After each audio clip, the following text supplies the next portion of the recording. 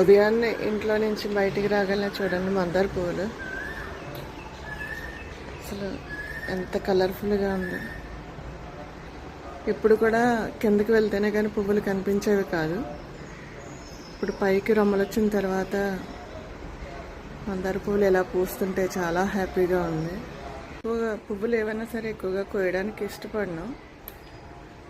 ఇలా వడిలిపోయిన తర్వాత మందార ఆకులు కానీ మందార పువ్వులు కానీ హెయిర్ చాలా బాగుంటుంది.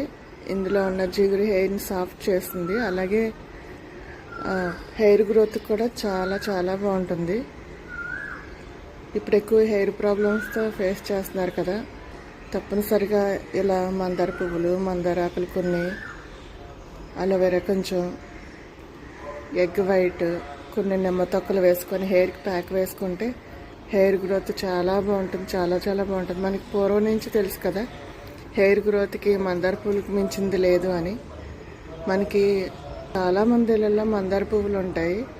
మనం ఈ విధంగా హెయిర్కి ప్యాక్ కనీసం ఒక 15 డేస్కి ఒకసారి హెయిర్ ప్యాక్ వేసుకున్న హెయిర్ చాలా చాలా బాగుంటుంది.